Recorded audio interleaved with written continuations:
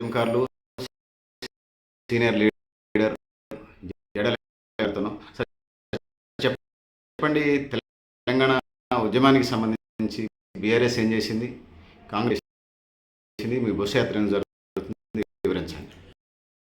నమస్కారం, నా పేరు జడల వెంకటేశ్వర్లు. తెలంగాణ కోసం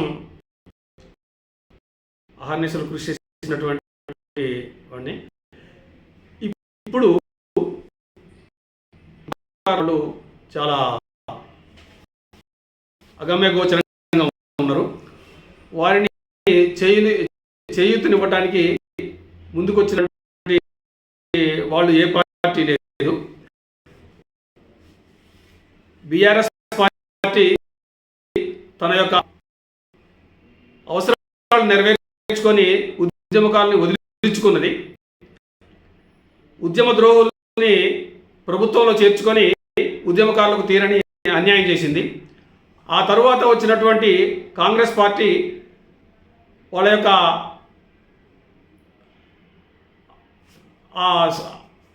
వారి యొక్క హామీలో 6 పథకాలు అమలుపరుస్తామని చెప్పేసి అన్నారు.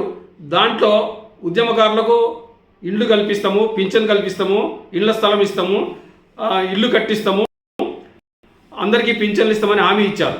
ఆ హామీ భాగంగానే వాళ్ళు అధికారంలో రావడం జరిగింది. ఉద్యమకారులు పునాదిగా వాళ్ళకి కాంగ్రెస్కి సహకరించబట్టి ఇవాళ ఉద్యమద్రోహి అయినటువంటి రేవంత్ రెడ్డి గారు అధికారంలో కూర్చున్నారు. ఓకే, మంచిదే. కానీ ఉద్యమకారులకు న్యాయం చేయవలసిన బాధ్యత వాళ్ళకున్నది. ఏనాడు ఉద్యమకారుల గురించి పట్టించుకున్నటువంటి వీళ్ళు మేనిఫెస్టో పెట్టి అధికారంలోకి వచ్చారు.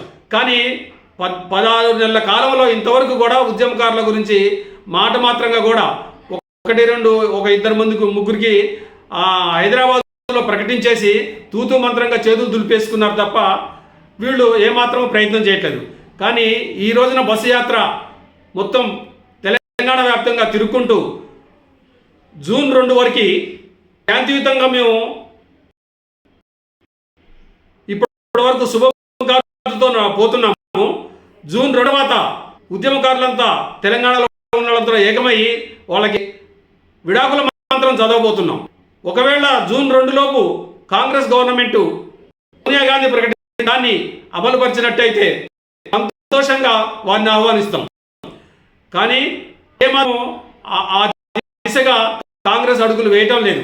వీళ్ళు ద్రోహమైనటువంటి చర్యలతోటి గత 30 సంవత్సరాల నుంచి, గత స్వతంత్రం వచ్చిన కాడి నుంచి ఎట్లయితే ద్రోహం చేసిందో, సమైక్యాంధ్రలో కలిపి ఏ విధంగా అయితే కాంగ్రెస్ ద్రోహం చేసిందో, అదే కుటిల బుద్ధి 69 ఉద్యమాన్ని ఎలా అయితే నీరుగార్చిందో కాంగ్రెస్ పార్టీ, ఆ తర్వాత వచ్చిన తెలంగాణను మోసపూరితంగా కేసీఆర్ను గద్దెదించి వీళ్ళు అధికారంలోకి ప్రజలకు మోసపూరితమైన వాగ్దానాలు చేసి అధికారంలోకి వచ్చారో అదే పోకడ పోతున్నారు తప్ప ఉద్యమకారుల మీద ప్రేమ కానీ, వాళ్లకు న్యాయం చేయాలనే ఆలోచన కానీ కాంగ్రెస్ లేదు అని 16 నెలల కాలం చెబుతుంది.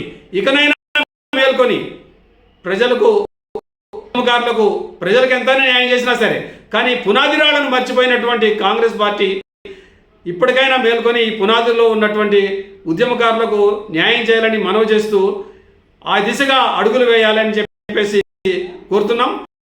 ఇప్పుడు తెలంగాణ ఉద్యమ ఫోరం నాయకత్వంలో ఖమ్మంలో ఇప్పుడు 3 గంటలకు సమావేశం ఉంది. ఆ సమావేశాన్ని జయప్రదం చేయవలసిందిగా విజ్ఞప్తి చేస్తున్నాం.